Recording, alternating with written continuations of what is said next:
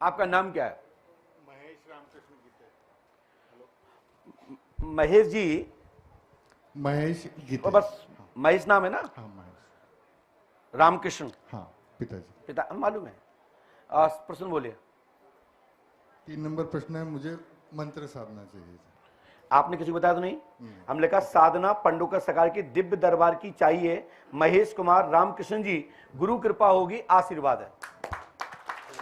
देव पंडु सरकार। मैंने तीसरा ही पॉइंट क्यों देखा, ये पंडुका सरकार दरबार है। मैं चाहता पूरा लिख सकता था, लेकिन क्या करूं, महेश्वर में भी लोग पीछे पड़े थे हमारे। जाओ, कृपा होगी, ये उपाय कर लो, आज से ही चकाचक आशीर्वाद है। बहुत माइक से नहीं पढ़ना, पकड़ना नहीं है भैया, प्लीज पकड़ना नहीं है, पढ़ना है बस, आंखें दी आपको पढ़ने के लिए। पढ़ने में आ रहा है? ये फट है, ये पूरा दिशा में करना है, ये रुद्राक्ष की माला से करना है, लाभ होगा, आशीर्वाद है। कुछ मंत्र तेज होते हैं, उनको पढ़ के नहीं दे सकते। और पर्चा तो आप पढ़ समझ नहीं लिया आपने। वैसे हमने आपके नरेश से ही प्रारंभ किया है। नरेश उर्फ महेश कुमार, आपको लगा का उर्फ ये क्या लिखा ऊ बना, इसी पे बोले थे हम। तो महेश कुमार रामकृष्ण जी, मंत्र साधना शक्ति प्राप्त चाहिए, डायरी में पर्ची है, प्रश्न नंबर 3 है, ये मनोकामना पूरी होगी, आशीर्वाद है।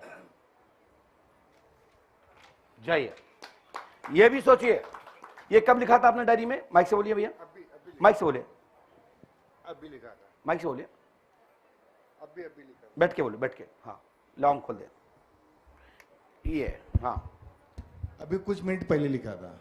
आपने लिखा था ना? हाँ। अब सोचिए कि तुम अभी लिख रहे हो 5 मिनट पहले, 10 मिनट पहले, और मैं महेश्वर में 60 घंटे पहले लिख चुका हूं कि ये व्यक्ति डायरी में आएगा, पर्चा लिख के ले आएगा, प्रश्न नंबर 3 होगा, नरेश उप महेश रामकृष्ण होगा। मैंने वहीं से लिखा है। और मंत्र साधना के लिए कहेगा, इसको क्या कहोगे? भूतकाल कहोगे, भविष्य कहोगे? जब तुम यहां लिख रहे हो ना और नहीं लिख के लाते तो क्या होता? तो ये पर्चा गलत हो जाता ना, डायरी शब्द। लेकिन इसी को कहते हैं भूत भविष्य वर्तमान, इसी का नाम है पंडोखर धाम। जाइए, धन्यवाद।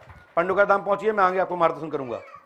चलिए, माइक नीचे रखिए, बंद मत करिए इसको, पास में आ जाइए, यहां आ जाओ, यहां आ जाओ, आ जाओ। और आपकी ऊपर की जेब में रखा पर्चा निकालो, जो लिख रहे थे। क्या लिख रहे थे, पढ़ के बताओ।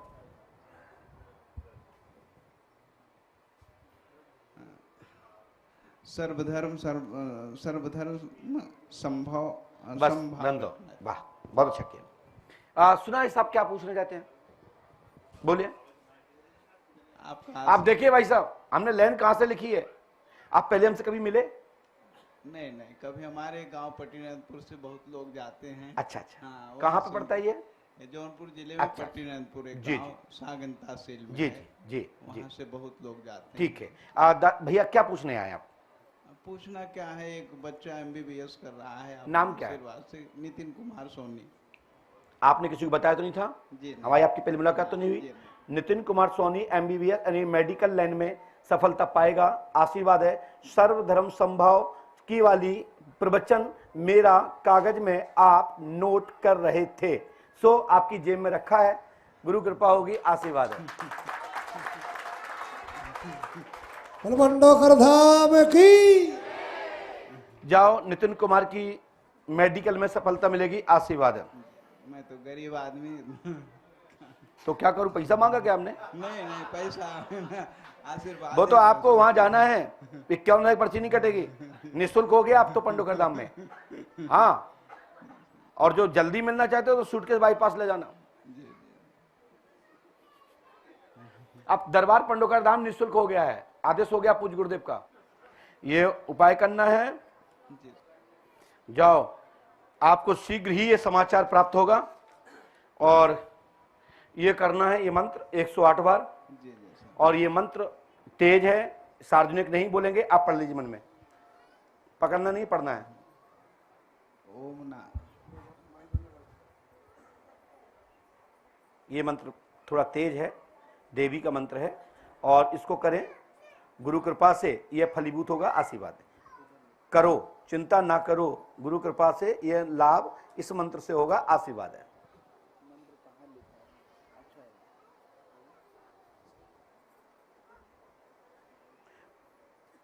अब मैं माइक से नहीं बोल सकता, वहां पढ़वा लीजिएगा। ये अच्छे समझ में आ गया, ये निशान लगा दिया हमने, लो, है ना, जिससे आपको ये दिखाई दे कि पर्चा ही है।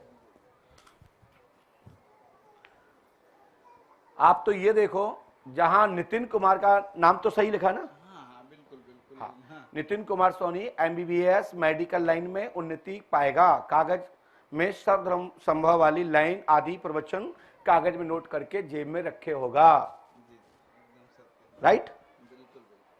हनुमान जी कृपा करेंगे, आशीर्वाद है।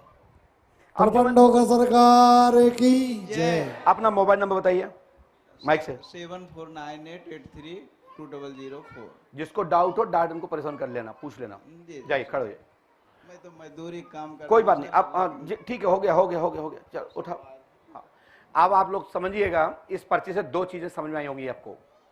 लोग कहते हैं कि भूत क्या है, भविष्य क्या है, वर्तमान क्या है। अब जाइए, तो इससे ये सिद्ध होता है कि मैं आया और यहां प्रवचन दिया और मैंने ये बात जनहित में और सनातन धर्म के लिए एकजुट होने के लिए संपूर्ण सनातनियों को सबके लिए भाव दिया कि आप सब लोग ऋषि संतानें हो, चाहे वो ब्राह्मण हो, द्विज हो, सन्यासी जन हो, क्षत्रिय जन हो, वैश्य हो, दास, यानी चार जो स्तंभ हैं हमारे सनातन धर्म के, ये चारों को प्रेरणा दी है कि इसके बीच में जितने भी ये लोग हैं जनमानस, वो सब तुम्हारे लोग हैं और सब तुम विष्णु की संतान हो, परमात्मा की संतान हो। सब पर जीव की दया करिए, उसको चिंता करिए, उसकी रक्षा करिए और उसके हित में अच्छा सोचिए। और सभी लोग श्री राम जी के चरणों में बारंबार प्रणाम करें, नमस्कार करें। तो आपने सुना होगा, तो मैंने कहा कि सर्वधर्म संभाव की बात है।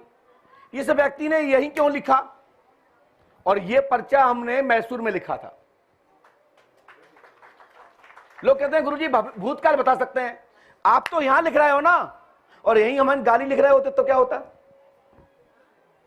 कुछ भी लिख सकते थे। तो हमारा पर्चा जो दे रहा है आप वो ही करोगे, जो ही हमसे कहोगे, गुस्सा भी होगे तो ये पर्चे के कारण ही होगे। क्यों? ये हमारी गलती नहीं है, ये वहां से संकेत निकला है कि ये व्यक्ति इस तरह खड़ा होगा।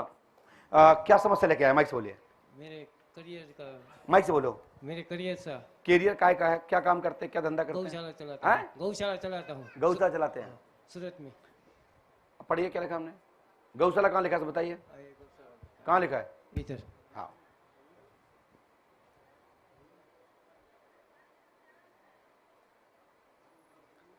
हनुमान जी कृपा से विपुल कुमार पिता भंजे भाई जी, गौशाला की उन्नति होगी, गौ माता की कृपा होगी, सभी कार्य में उन्नति होगी, आशीर्वाद है। पंडों का दाम 5 मौसा करें, सफलता मिलेगी, आशीर्वाद है। ये उपाय नियम से करना है और ये स्फटिक पत्थर से करना है, स्फटिक पत्थर की माला से करना है, सफलता मिलेगी, आशीर्वाद है। चलिए जाइए।